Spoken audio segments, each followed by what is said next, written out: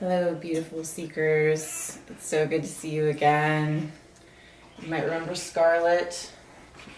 We're going to do for the new moon on February 4th. I have some notes over here, so if I look over this way, then don't mind me. Hope you all have had a wonderful couple of weeks, and the eclipse wasn't too hard on you. We had a pretty good reading last time, so we'll see what comes through. We're gonna tune in, call into my angels and spirit guides, the universe, to give us some information coming up for this Aquarius new moon.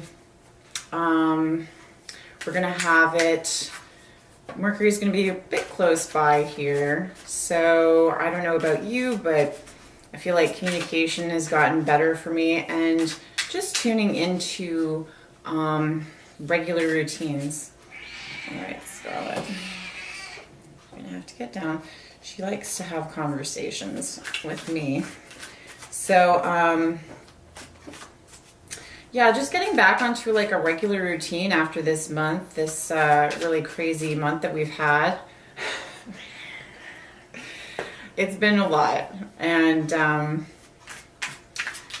you know, I've found that for the past few months that my communication has, it's not necessarily that it's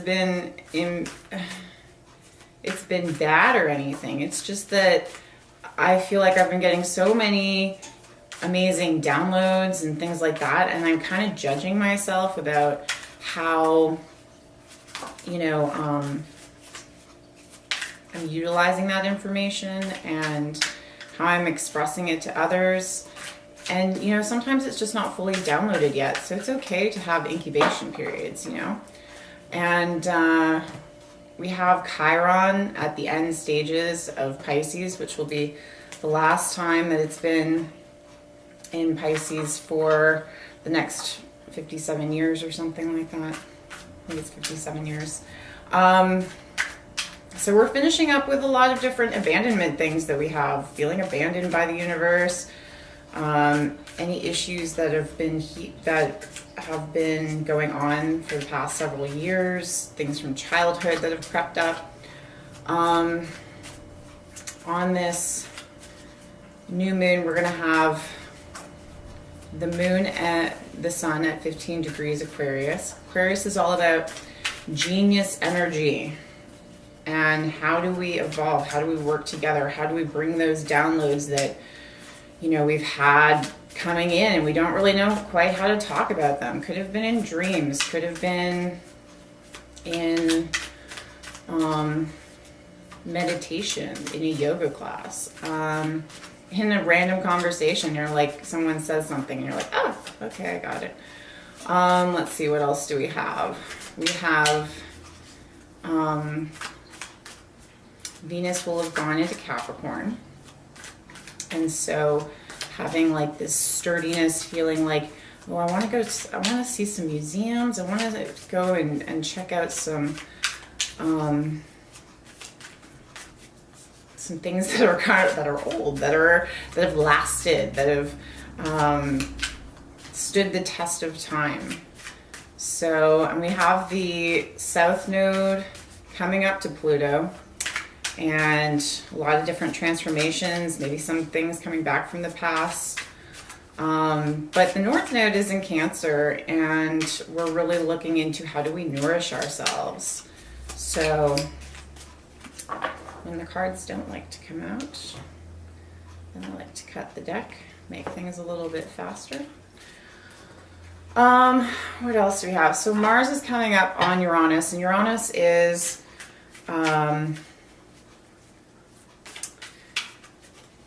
the sign which Aquarius, or the planet which Aquarius is ruled by. And Mars coming up on that is going to be like maybe some sudden changes, some sudden revelations. It's kind of that evolution at the same time with like the Aquarius.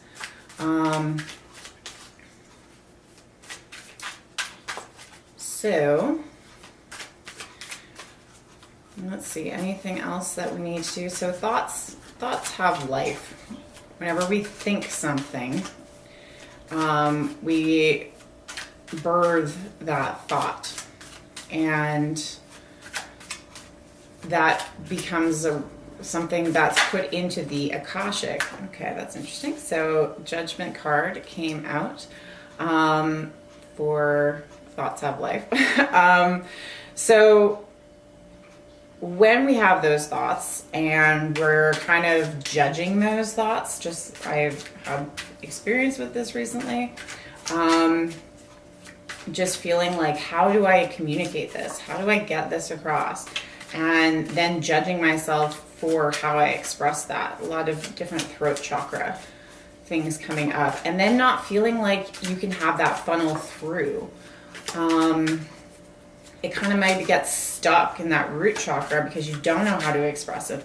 That's okay. Just let it be like a sheet in the wind and kind of let things come and go, and you can be wowed. Another thing that's been really beneficial that I've started doing again is just when I wake up in the morning, just writing 3 pages. I got that from a book called The Artist's Way. Last year I started writing 3 pages when I woke up in the morning. It's called a brain drain. And that's a really great way to kind of get anything that you need off your mind and not have to worry about it. It's written down. If you need to come back to it, you can. But it makes room for those new downloads to come in. I also am. Need to start saying that again, because the universe has been saying to me, you need to write again. That's how I kind of wound up on this journey. Was I was researching a script, and Ace of Pentacles, and it was regarding I don't even know how to describe this, but it was I was studying the Western religions, and I was studying the mysticisms of the Western religions. So the Kabbalah in Judaism, Gnosticism in Christianity, and Sufism in Islam. So the one thing I noticed with all these major prophets was that they were all meditators. And so I started meditating. And then that kind of led me down the Eastern route. I took a yoga class. All right. Took a yoga class.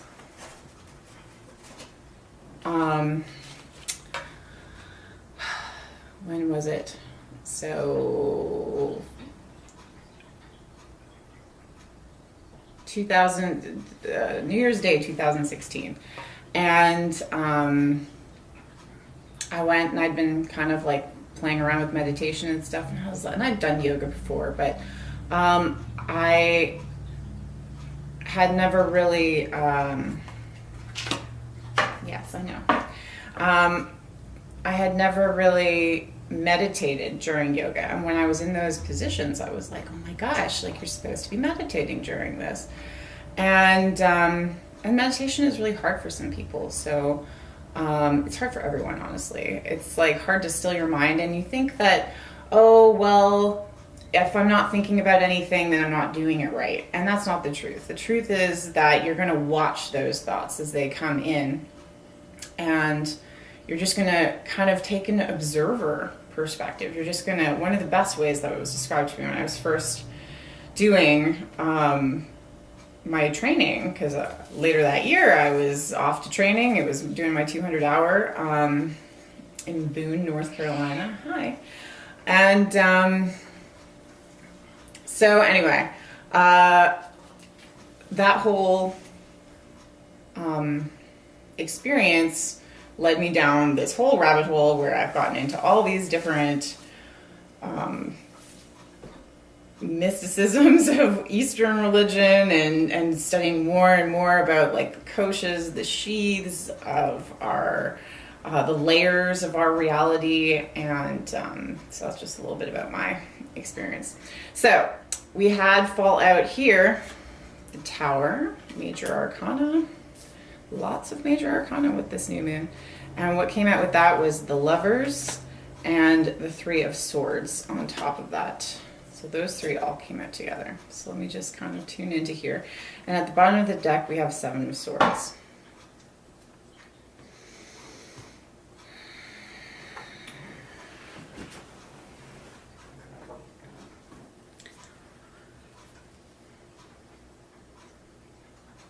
So we have some judgment going on, whether that we're judging ourselves.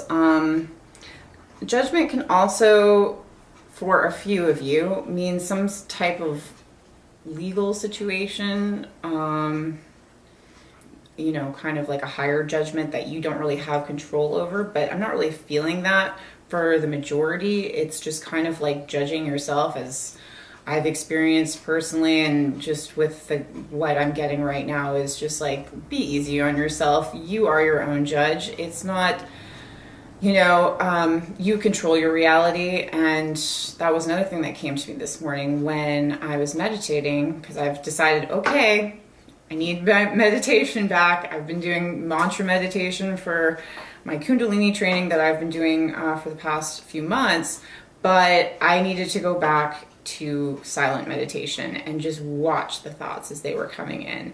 And it was so fascinating because I really saw how my vibration changed during that meditation.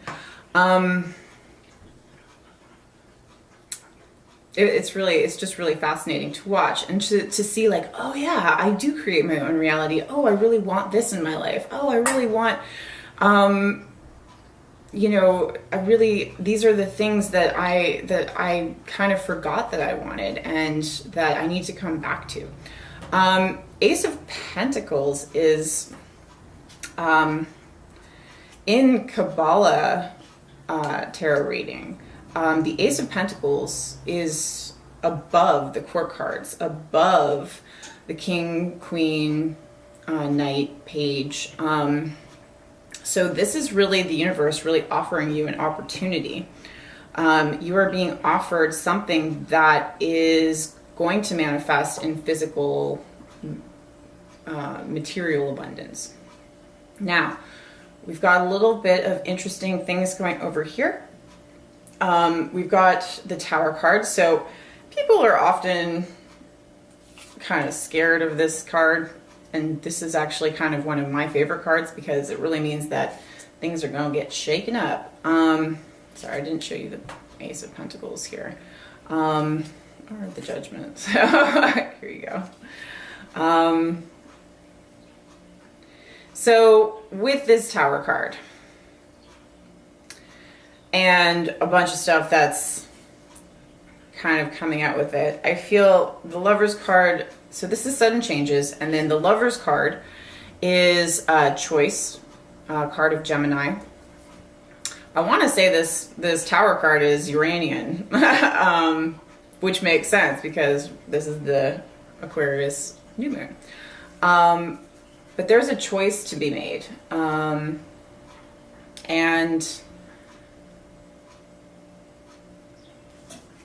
it's not going to be easy. Not going to be easy.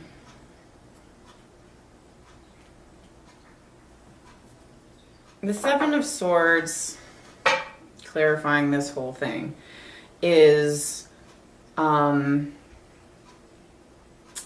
maybe being deceptive to yourself, deceiving yourself, and that can manifest as other people deceiving you, because the universe has to get your attention somehow in order to, just gonna see what's underneath here. Okay. So the Queen of Cups is underneath here. But if you're deceiving yourself, then you could possibly experience external deception because that's what your internal subconscious is going through. So you're going to experience that outwardly as we project all of our reality. And that's how it's going to get your attention. That's how the subconscious is going to get your attention. So are you in alignment? Let's see if I can hold all these three up here. Are you in alignment with yourself? This is what this new moon is going to tell you. If something doesn't feel right, it's not right. Go with your intuition. I want to get a clarifier for my Art of Kundalini deck. I gotta find the box for this. Ooh. Because I can't remember the artist's name, but I got them off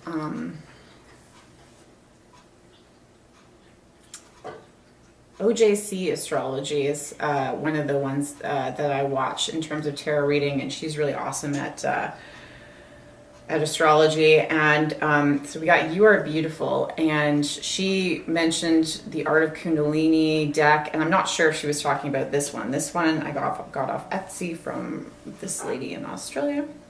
You Are Beautiful. So this is kind of a reminder to us that no matter what, and let the light move through is at the bottom of the deck. This one doesn't have any description book, so I kind of just go off these intuitively.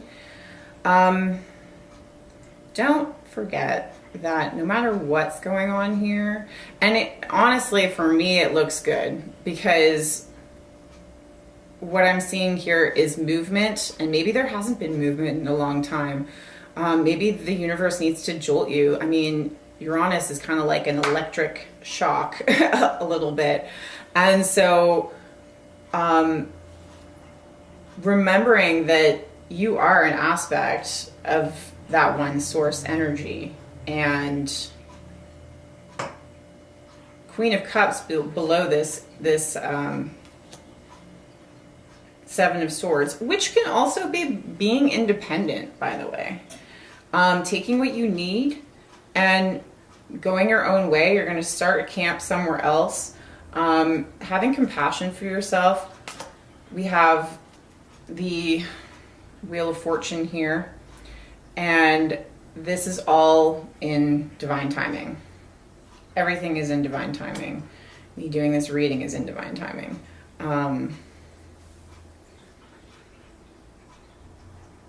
Yeah, we have the Ten of Swords, end of a cycle.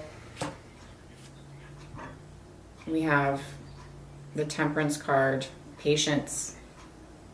Be patient, my lovelies. Beautiful seekers. And this is all leading to the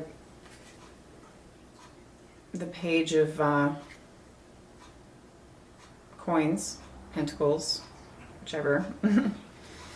So there's new manifestation potential here, and we have the Hermit below that. I could go through the whole deck. It's all very interesting.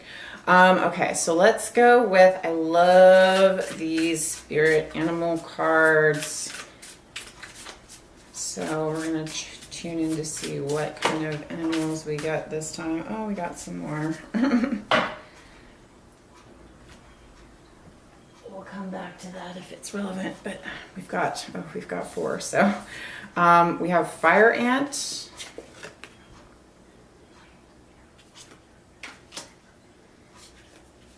hyena,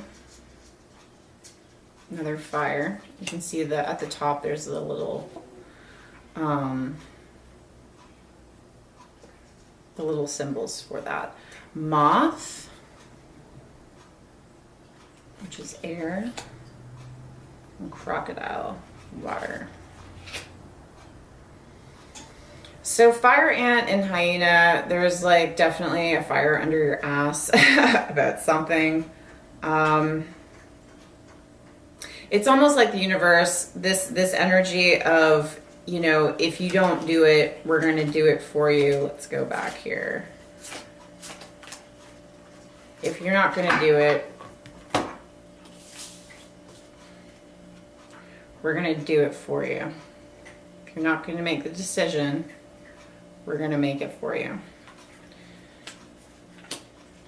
And I've been in those ones. Trust me. You would much rather be tickled by a feather from the universe than hit with the sledgehammer, as I once heard in a really great documentary called Finding Joe.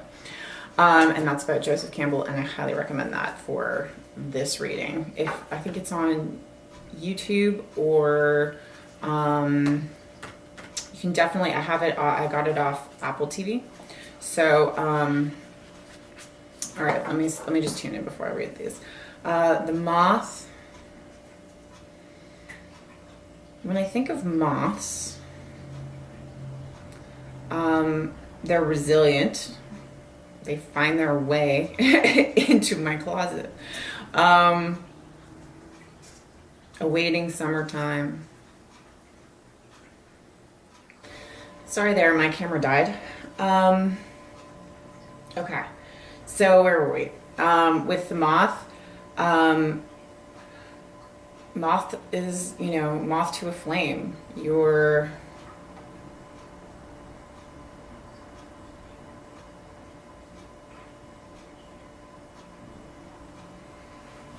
It's almost like you're awaiting this fire energy, or you have this fire energy, but you're like waiting on something, and this is where the crocodile comes in. The crocodile kind of like sits below the surface of the water and waits and is watching the prey. So fire ant is aggression, rigid thinking, following orders. Fire ant energy flares up without noticing. It's the force that attracts us to people and situations that feed our imbalances rather than those that counter them. Gossiping and blaming are a few indicators that misaligned fire ant energy is at play.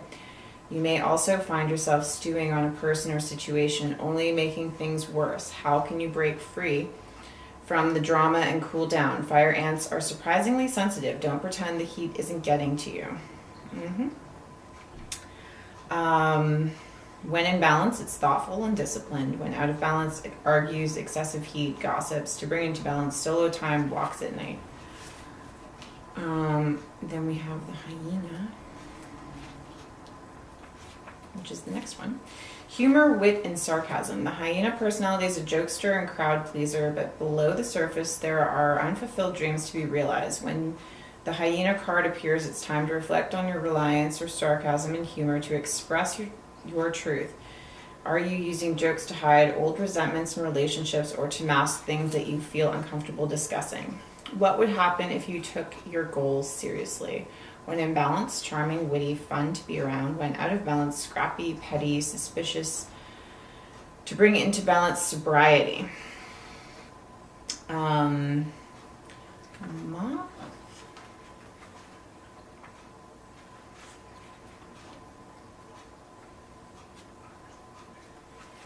Impulsive, hasty, wishful.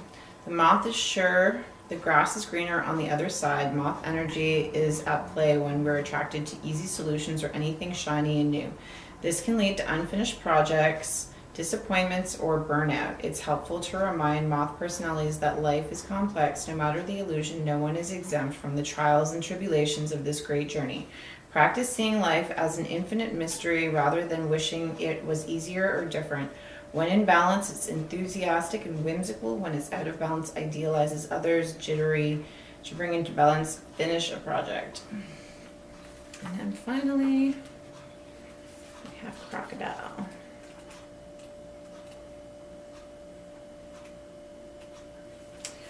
Resting, submerging, collecting energy, cooling off. The crocodile reminds us to step back from the external world and turn inward. Now is not the time for decisions, action, or discussion. The crocodile's mantra is wait. Yeah, that's what I thought. This doesn't mean lying around hoping life's challenges will disappear. The crocodile is much smarter than that. It means intentionally withdrawing, gathering our awareness, observing and building energy. Fill up the vital reserves so that your next mood comes from a place of wisdom and power. When in balance, wise, patient, a silent powerhouse. When out of balance, feels stuck, lashes out. To bring into balance, rest, Makarasana pose. So, I mean, that was pretty. We don't want this tower energy to be misguided. We want it to be a force coming through us where we're making the changes. So you don't want to be with this hyena or fire ant or a follower when it comes to this moth energy. I just want one Rumi card, please, Spirit. One. We're only going to take one. There's too many. It's just getting too long. And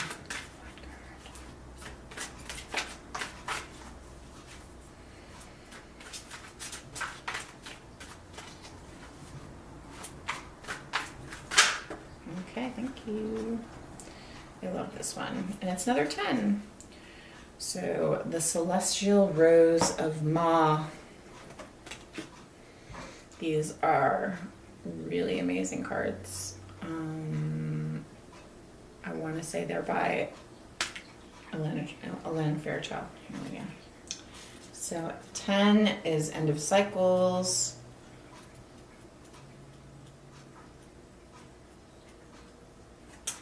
Celestial Rose of Ma, the taste of bitterness becomes sweetness in love. The searching in the dark finds the light of faith revealed in love. Love transforms thistles into jasmine. Love layers heaven and gifts us with wings to soar into its mystery. Love transforms our every thought into a desire of the heart. O love, how divine is your luring. Beauty flows from the unseen face. Your very nature is radiant with joy.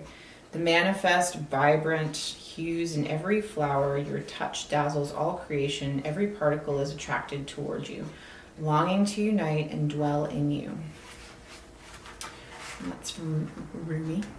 The Divine Mother offers me her rose. How rich that gift may be. I tear my flesh on its thorns and my blood flows. I curse myself for carelessness, and yet in my desire to grasp this gift, it happens again and again. Then I realize such is its scent, its beauty. How can I be tentative in my approach? My senses are drenched in beauty, and I long to inhale the exquisite perfume, to reach for the velvet dew of the petals. Soft and delicate under my touch, perhaps I will be scraped and I will bleed, yet that is not enough to deter me, to prevent me from accepting this gift. The magnificence of bloom renders a struggle to enjoy it as a worthy, noble, essential pursuit. Of course, I understand something so precious must be protected. It must be allowed to live more than this, to thrive. So those thorns are hooks that allow for growth for those that would bear the pain of the ascent to the rose's blooming heart. And those thorns are barbs that keep away those that would consume the creation without appreciating its worth and beauty. Yes, those thorns serve essential purpose. I cannot begrudge them, for I love the rose, and so I love what is necessary for her to be. So I love the thorns too. This is one of my favorite cards.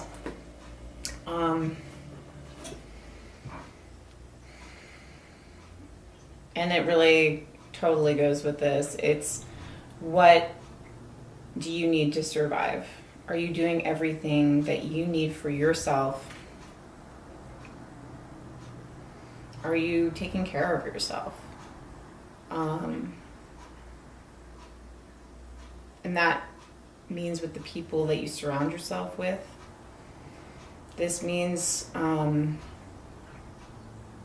you might even be starting to vibrate at higher levels. And it's a really scary thing, because you notice and you recognize in other people that, and I've been through this as well, that you just you can't grow around them where you're at. So,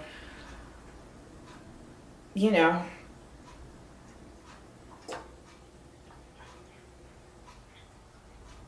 be mindful.